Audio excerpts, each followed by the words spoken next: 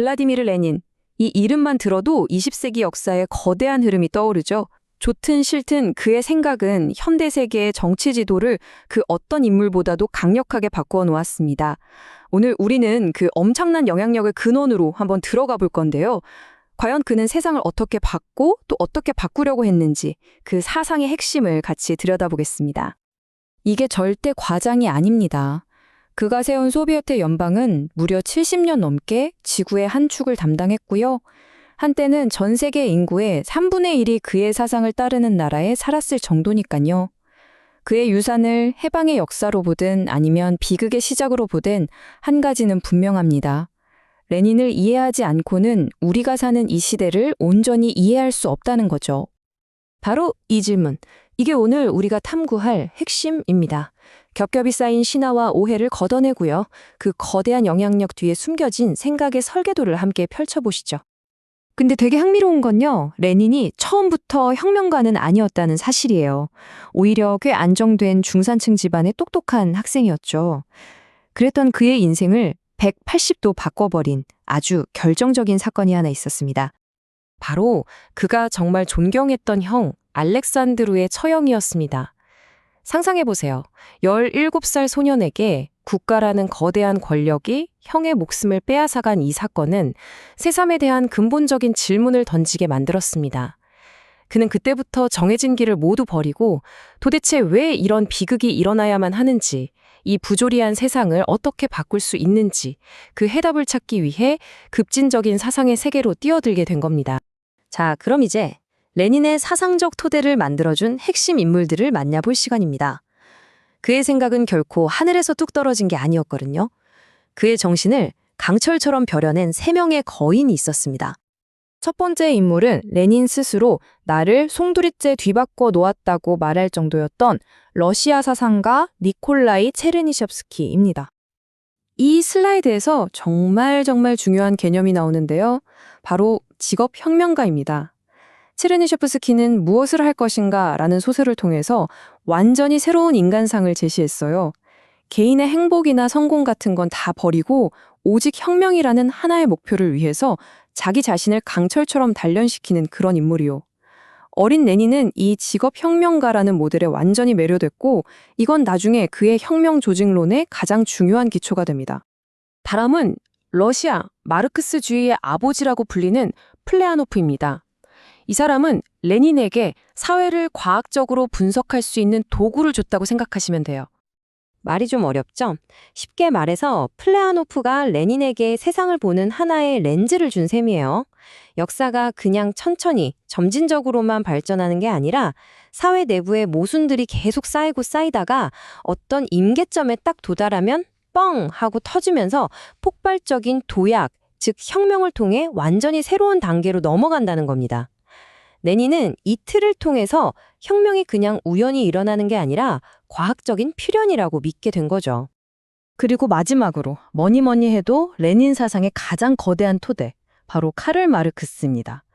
레닌은 마르크스주의자였지만 그의 목표는 단순히 마르크스를 따라하는 게 아니었어요. 마르크스의 이론을 러시아라는 아주 특수한 현실에 맞게 적용하고 한 단계 더 발전시키는 것이었죠. 이게 바로 레닌이 풀어야 했던 거대한 숙제였습니다. 왜냐하면 마르크스는 고도로 발달한 자본주의 산업국가에서 노동자들이 혁명을 일으킬 거라고 예언했거든요. 그런데 당시 러시아는 인구 대부분이 농민인 거대한 농업국가였으니까요.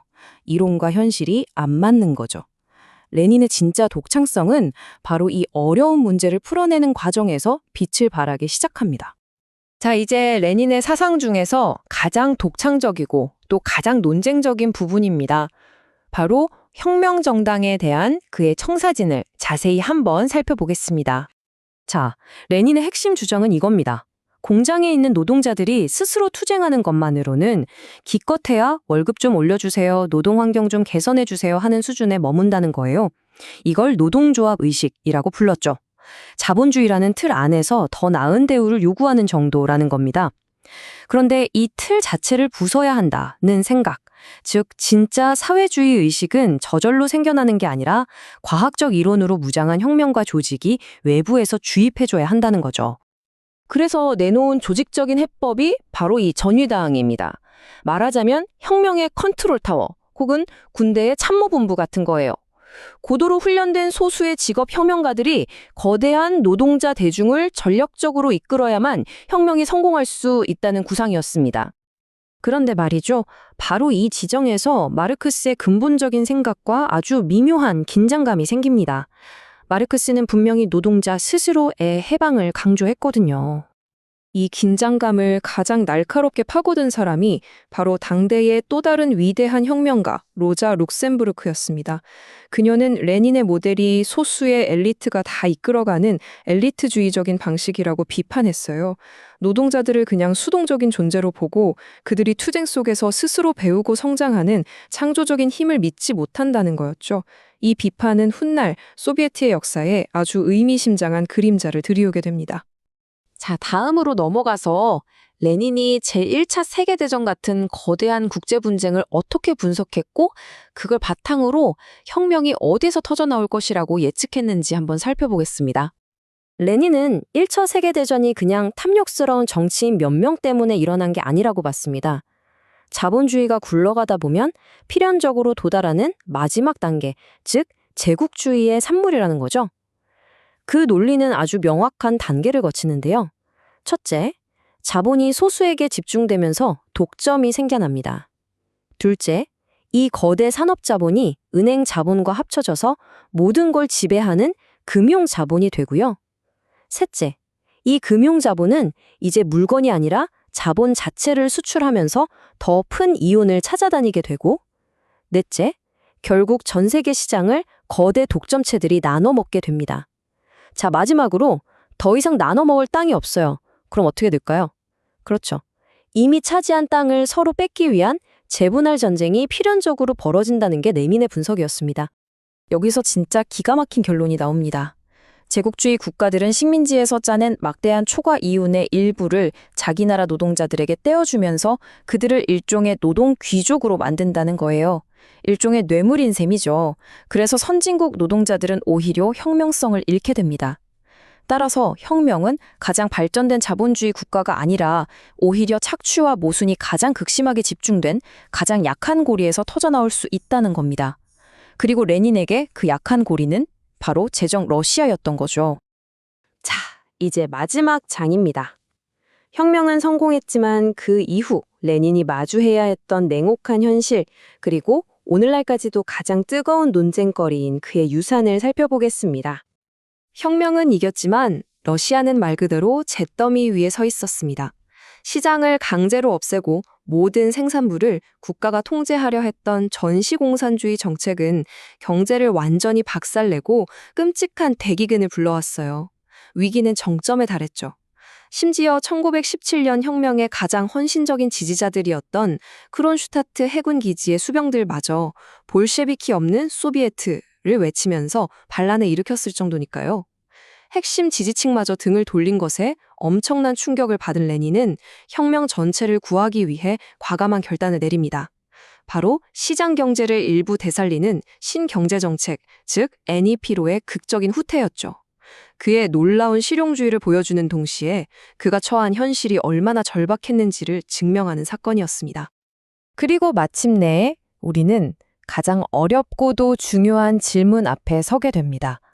스탈린의 그 끔찍했던 공포 정치는 레닌이 닦아놓은 길의 필연적인 결과였을까요? 아니면 레닌의 유산을 배신한 끔찍한 단절이었을까요? 연속성을 주장하는 쪽에선 이렇게 말합니다. 레닌이 일당 독재의 틀을 만들고 비밀경찰 체카를 만들었으며 당내의 다른 목소리를 내는 모든 분파 활동을 금지시키는 등 스탈린이 나중에 휘두른 권위주의적 도구들을 사실상 다 만들어줬다는 거죠. 반면에 단절을 주장하는 쪽에선 이렇게 반박합니다. 레닌은 어디까지나 집단 지도체제를 유지하려 했고 테러의 대상을 계급의 적으로 한정했으며 결정적으로 죽기 직전에는 스탈린의 무자비함과 권력욕을 경고하면서 그를 해임해야 한다고까지 했다는 점을 강조하죠. 결국 레닌의 유산은 하나의 정답으로 정리되지 않는 우리에게 계속해서 질문을 던지는 거대한 전쟁터와도 같습니다. 어떤 이들의 눈에는 억압받는 사람들을 위한 해방의 설계도로, 또 다른 이들의 눈에는 선한 의도로 시작된 권력의 집중이 어떻게 괴물로 변할 수 있는지를 보여주는 통렬한 경고문으로 읽히죠. 그가 던진 질문과 그가 남긴 유산의 무게는 100년이 훌쩍 지난 오늘 우리에게도 여전히 유효합니다.